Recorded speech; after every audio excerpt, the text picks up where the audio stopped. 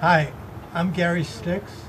We're at the 79th Cold Spring Harbor Laboratory Symposium on Quantitative Biology, and this year's topic is cognition. Today I'm joined with James DiCarlo, who is a professor of neuroscience in the Department of Brain and Cognitive Sciences at MIT. Dr. DiCarlo research is focused on understanding the neuronal representations and computational algorithms that underlie visual object recognition in primates. So, Jim, I'd like to begin by asking you a little bit about some of the questions that you've posed in the public sphere about what object recognition is. In a relatively recent paper in Neuron, you raised a couple of these questions, very basic questions, such as what is object recognition and why is it challenging? It seems like something that's almost, from the standpoint of the dictionary, quite obvious, but I'm not sure that it is. So maybe you could address that. Right. Well, we all have this intuitive feel for what object recognition is. It's the ability to discriminate your face from other faces, a car from other cars, a dog from a camel. That ability we all intuitively feel. But making progress in understanding how our brains are able to accomplish that is a very challenging problem. And part of the reason that it's challenging to define what it is and why it's a challenging problem is that we're using our brain machinery to solve that problem. It seems effortless to us. So when I try to explain, for instance, to my mom, oh, I'm working on object recognition, well, I just see and I solve the problem. But of course, she is using the machinery of her brain that we are trying to reverse engineer and to decipher. And if, as a computer vision person would tell you, what makes the problem challenging is that each object presents an essentially infinite number of images to your retina. So you essentially never see the same object, the exact same image twice. Mm-hmm. And the ability of the brain to deal with all those different images and still know that they're coming from the same object, that's the same source in the environment, is what's a challenge that our brain has solved, we think, through evolution. But machines are still struggling to understand, to emulate. So this is actually, it seems, one of the really big problems both in neuroscience and in computational sciences, mm-hmm. in machine learning. Is that correct? That's right. So it's a really great problem because it's at the intersection, as you said, of neuroscience, machine learning, but also of psychology or cognitive science, because the objects that are the sources in the world are what we use to build higher cognition, things like memory, making decisions, should I reach for this, should I avoid it? Mm-hmm. Our brains can't do what you would call higher cognition without these foundational elements that we, again, often take for granted, unless you're a computer scientist, and then you realize how challenging that problem is. So that's where your research is really focused in looking at and trying to find some of those foundational elements. But that's still at a very general level. Mm-hmm. So maybe you can talk about maybe some of the areas of the brain, the inferior temporal cortex, where there might be some clues. I mean, obviously you're not solving the whole problem. That is a challenge for the field for generations to come as well. But maybe you can talk about your own work. Right. Well, so it's been known for several decades that there's a portion of the brain, you referred to the temporal lobe, on the sides of our head here, that when that's lost or damaged in humans and non-human primates, that it leads to deficits in recognition. So we had clues that that's where these algorithms live. Right. But just saying that part of your brain solves the problem is not much more specific than saying your brain solves the problem. Right. It's still a very large piece of tissue. But anatomy's told us more about the various visual areas that exist in that brain, a whole network of areas that exist there. Right. And now the tools of neurophysiology and now more advanced tools allow us to go in and to look more closely at the neural activity, especially in non-human primates, to then begin to decipher the actual computations to the level that an engineer might, for instance, need them to emulate what's going on in our head. Or we might need, if we wanted to replace those circuits or augment those circuits, so to really understand it at a detailed level, not just the gross, this part of the brain. Okay. So maybe you could address a little bit more specifically some of the things you're going to be talking about tonight at the conference, and how you're really trying to drill down and find one of these foundational elements. Well, I would start by saying the foundation of any science is really the ability to have predictive models. of a phenomenon. Sure. So for the domain of object recognition, as an engineer, if you want to emulate that, you first need to define what are we trying to predict? Right. What would success look like? Right. And again, there are various levels that we might set there, but we've set one for ourselves, a goal that we call core object recognition, the ability to emulate what we do in core object recognition. And put simply, what that means is I'm going to show you an image for about 200 milliseconds, which is about the time that your eyes dwell as they explore a scene. Right. So it's a time that's driven from the biology of how you explore the world with your eyes. We can do a lot with that short time window. We can easily recognize one or more objects within that short 200 millisecond glimpse, which is, again, 1/5 of a second. We can do a lot. And you can see that's not all of vision, but it's a defined space where now we can start to get some traction on the problem. Okay. So what, in terms of trying to figure this out, what's the next step? You've got a predictive model, and then you want to test that model. Well, so what I described for you was a domain of tasks to be understood, which we call Okay. core recognition. And we know that, of course, images come in and are processed by the eyes, and then through a series of visual areas processed somehow into ways that become murky. But we can record the neural activity along the processing pathway there, and others have done that before us, and now we are doing it at much larger scale. We can record neural activity, and we're especially interested in a place in the brain called infratemporal cortex, at the end of the temporal lobe, the sort of highest level of this processing chain that we spoke of earlier. And one of the things I'm going to talk about today is that we found that the population patterns of neural activity there, the firing patterns of all the neurons in that part of the brain, with a very simple model, algorithm, if you will, can predict very accurately the animal's perception and our own perception, our ability to do recognition in that core domain. So as you mentioned, we have a model from neural activity to behavioral report, from those neural activity in IT to behavioral report. Can you get just a little bit more specific? So you could predict, say, that I or a monkey is looking at a tree in the background from looking at that neural activity, or is that what you mean? That's exactly what I mean. Now, the granularity at which we can do that is still part of the active research, but we can certainly do that in, say, I can tell you're looking at a tree versus a dog, or I can tell you're looking at a tree versus a car. And I can tell you're looking at one tree versus another. We're now trying to see if we can start to do that on a very trial-by-trial basis, or rather than on an average basis.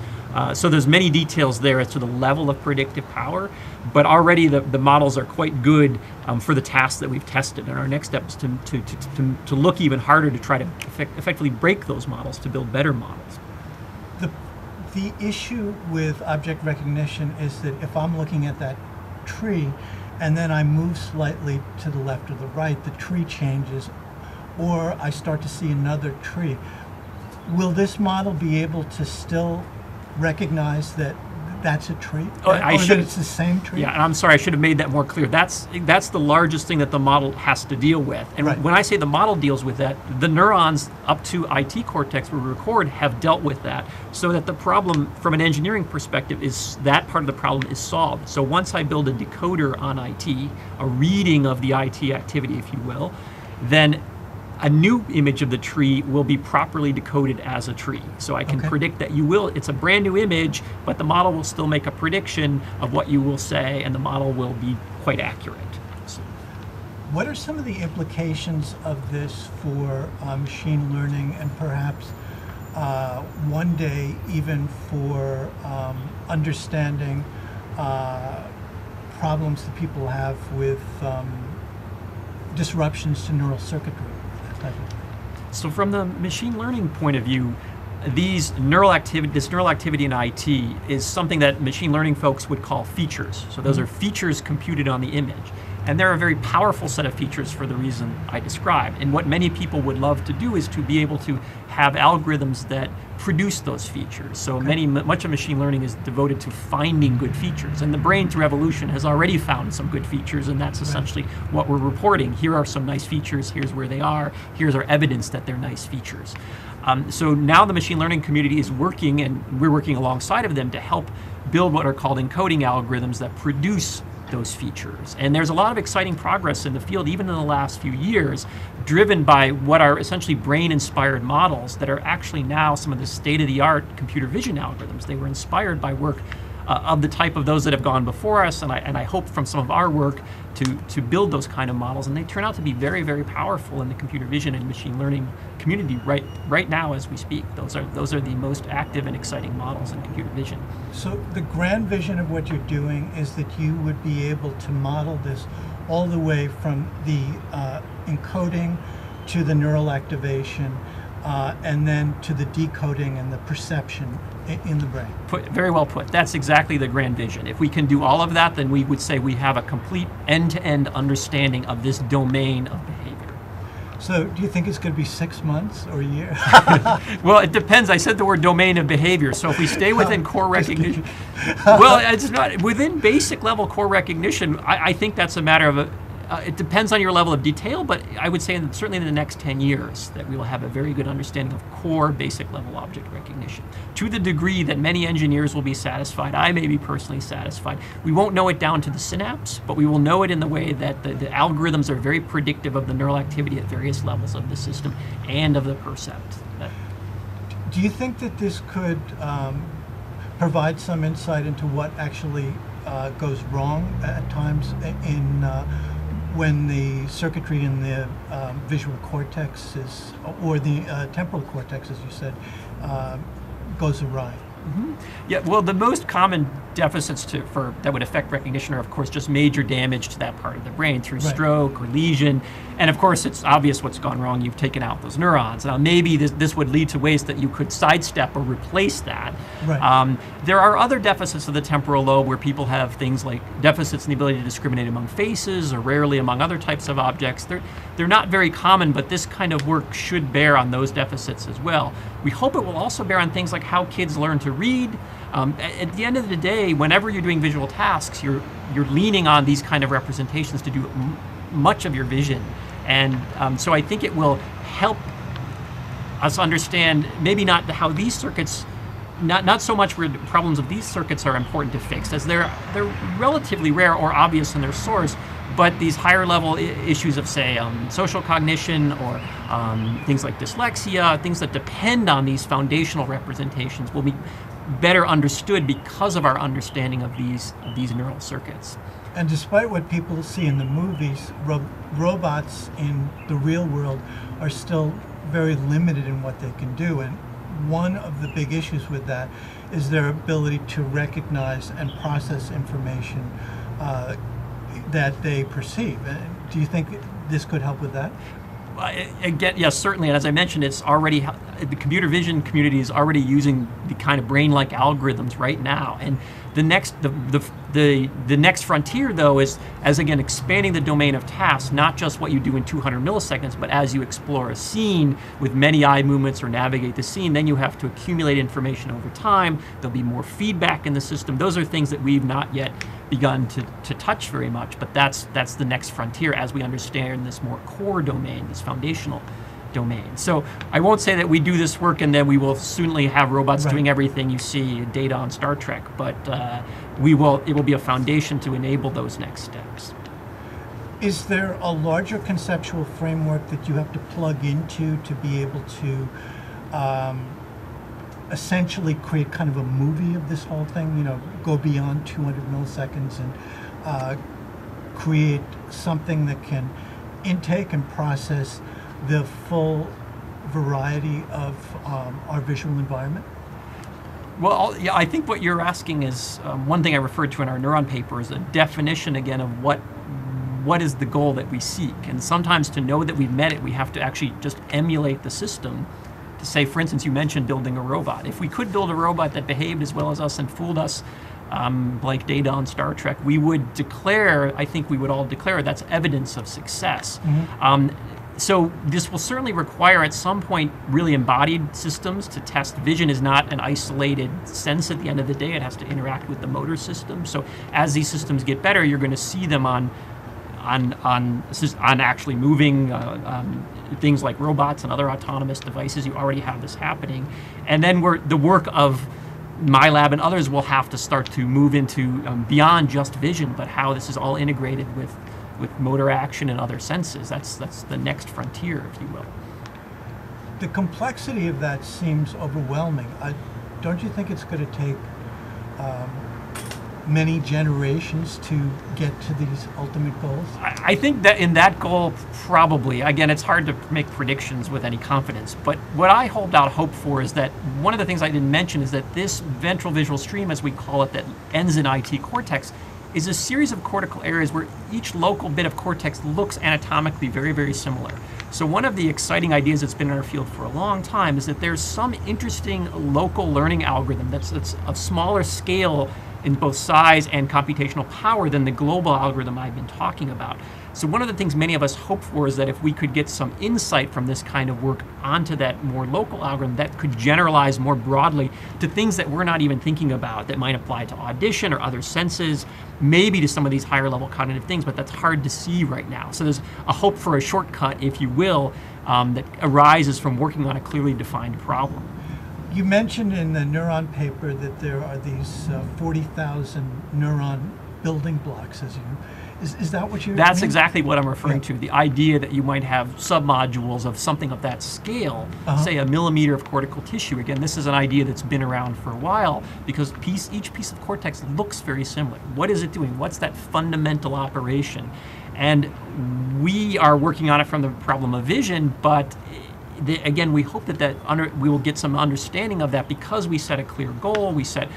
Of what success looks like. We're building models to emulate what the neurons do at all levels, and so we might start to glean some insight onto that idea that's cortex that could generalize again outside of vision. That's exactly the hope. So these kind of mini modules could theoretically be present in other parts of the cortex that are processing incoming sensory information. That's exactly right. They're known to be present, and again, I don't want to claim that this is our hypothesis. This is a hypothesis that's been in the field for a long time. It's a dream, if you will, similar to the dream of discovering the DNA code, discovering the cortical processing algorithm, if you will, is a long-standing dream. Now that we hope that it will be that will be a big jump. That's certainly not going to be the whole story. Bits of cortex have to talk over long distances, so everything's not going to be defined as some local small module. But we might get a very big boost in our understanding from understanding that kind of local module. So when you say an algorithm, is that made up of a kind of code that of a particular nature that would be present, say, in the temporal, the inferior temporal area, or and that code would constitute the algorithm, or how would that work? So the word algorithm, I mean, people use words like algorithm and models in different ways. Right. So if we talk about the algorithm of the ventral stream, that is maybe executed by many sub-algorithms, if you will, that consist of these building blocks, but when put together give rise to the global algorithm of the ventral stream. So the hope is that the global algorithm of the ventral stream that I was referring to earlier actually is built by sub-algorithms that are simpler and more primitive and more understandable, and that might generalize well. Okay. So, but each of those, let's take that sub-algorithm in a piece of cortex what it would do is take some set of inputs, some learning, local processing, and give some set of outputs. So it's essentially a little box that does something clever. Right. And when stacked horizontally across the visual field and then stacked vertically into a deep stack visual area V1, V2, a series of areas along the temporal lobe, might give rise to the global temporal lobe or ventral stream algorithm that I was referring to earlier. Okay. So the algorithm word that computer scientists like to do, but as neuroscientists, what we're imagining is it's not just a set of lines of codes that says if this, do that in a way that those of us who write code are used to thinking. It's also going to be a set of neurons that execute that. Mm-hmm. So when we think of algorithms, we're building algorithms that are actually already constrained somewhat by the biology. We're not just writing code and hoping that it predicts the responses. We're building systems that are modeled after the biology already so that they will translate both to give constraint and because then they might translate to, oh, here's what this neuron does within the algorithm. Okay. So that's just a different level of how deeply you want to look at the system, how you want to describe it. So, okay. And I think that's what's exciting about neuroscientists, and what's also challenging is that you have to work at all these levels of what's the goal of the system, how do we describe the algorithm, what is the instantiated mechanism, the actual neurons and the synapses. And to say we understand it, we'd all like to say we understand all those levels of the system. Okay. So There has been work in the last few years on retinal prosthetics, and I understand that the areas that you're talking about are inside the brain and the cortex. But one approach to that has actually been to implant codes into some of these prosthetics so that they can process the incoming photons in the same way that the retina does. Is there any chance that the kind of work that you're doing could in some ways jive with this? Yeah, that's actually one of the things we're most excited about right now is the idea. So as you mentioned, there are visual prosthetics for people that say have lost a retina. Right. And there are various approaches there. But the dominant approach is to try to just bypass the retina and re-inject a spatial pattern of activity, say in an early visual area or one of the subcortical area that comes up right behind the retina called the LGN. That makes sense as an engineering point of view. It makes sense given our knowledge of how you could try to do this. The downside with that is if you want to get an image in, it's a very high dimensional space, many pixels that you'd want to play to make it feel like your normal vision would feel like. Where we're working, we're at the highest level where your brain has already reduced the dimensionality from millions of pixels to something that's more abstract that we think now, recently, we think it's only on the order of 100 dimensional. So that would imply if we could have possibly 100 ways to push the neurons around, that we could emulate a very rich, at least, we don't know what it would feel like yet, but it might be very functional in a way. If we just talk about quality of life, it could be a better way to think about brain-machine interfaces as we understand this, that you only need to have 100 ways to inject signal, 100 channels, if you will, rather than millions to make a rich perceptual space. We're now testing how moving neurons around in a monkey, what it does to that monkey's percept right now. And that's why I say we're very excited about this. This is a long way from a human, but as we start to understand what's happening in an animal, those are the kind of things that we might imagine that our work might provide a shortcut or a better prosthetic, as you referred to. We don't know that, but it's a hope as we understand the system.